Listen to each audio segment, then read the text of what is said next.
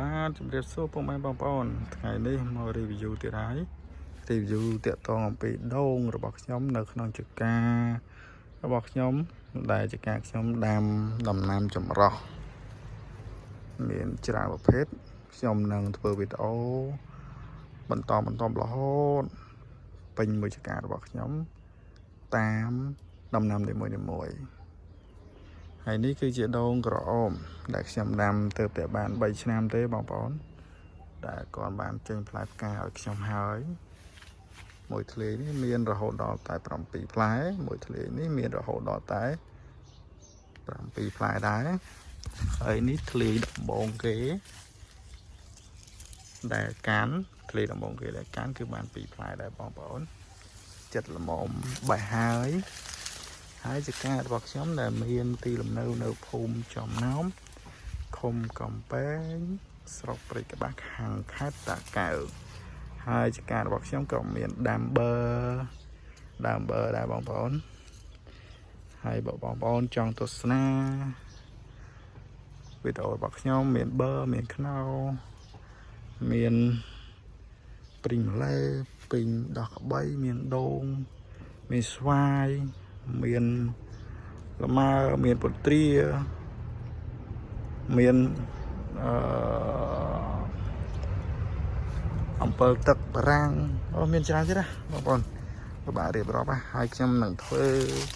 វីដេអូរហូតហើយបើបងប្អូនពេញចិត្តនឹងចូលចិត្តវីដេអូរបស់ខ្ញុំកុំភ្លេចជួយចុច Subscribe Channel របស់ខ្ញុំម្នាក់មួយផងហើយចុច Like ចុចឲ្យបេះដូងនិង Share ហើយ Comment ឲ្យខ្ញុំម្នាក់មួយផងបងប្អូនខ្ញុំនឹងធ្វើវីដេអូហើយនឹងចែករំលែកពីការដាំដំណាំចម្រុះហើយនឹងនិយាយថាដាំដំណាំចម្រុះមានផលប្រយោជន៍អ្វីខ្លះឲ្យយើងហើយបានទិន្នផលបែបណាដូចខ្ញុំយ៉ាងនេះបងប្អូនដាំដងនេះខ្ញុំដាំដីខ្ញុំតូចល្មមទេខ្ញុំដាំជាងដើម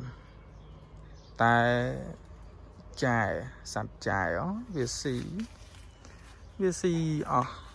ងាប់អស់ទៅ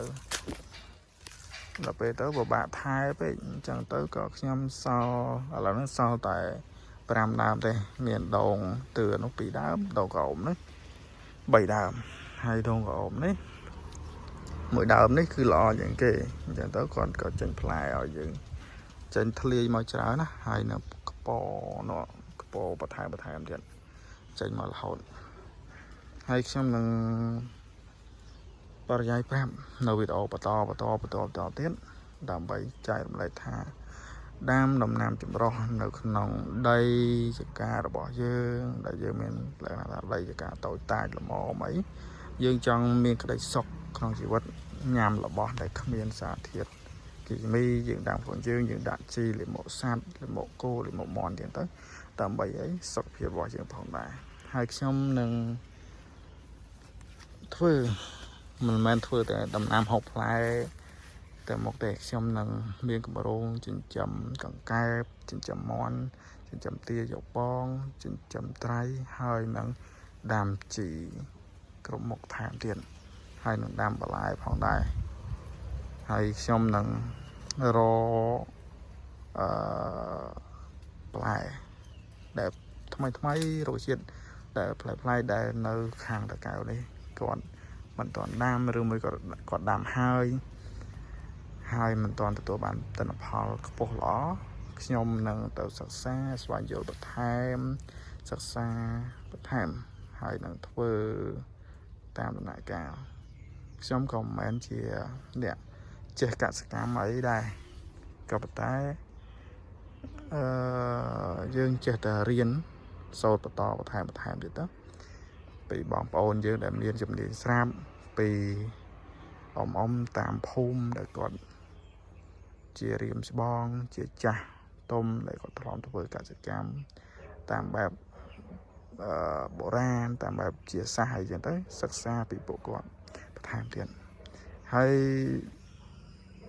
ខ្ញុំទទួលបានទិន្នផល3ឆ្នាំទៅបងប្អូនគឺបានទិន្នផលខ្ពស់ដែរប៉ុន្តែចាំទុកថាខ្ពស់ឲ្យបងប្អូនក្រោយច្រើនគួរសមដែរ3ឆ្នាំយើងឆ្នាំនេះគឺទៅឲ្យផល ទៅមកផលឆ្នាំហ្នឹងទេឆ្នាំទី3គឺបានល្អ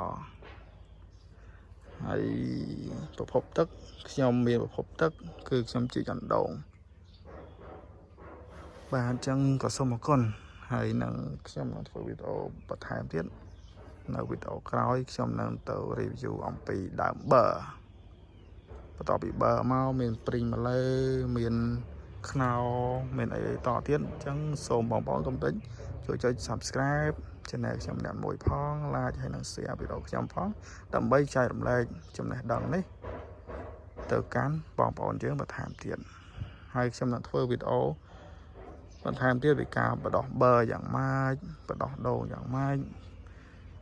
ដាំជីយ៉ាងម៉េចហើយយ៉ាងម៉េចបន្ថែមទៀតបានអញ្ចឹងវីដេអូនេះក៏សូមដល់ទីបញ្ចប់ដែរហើយបងប្អូន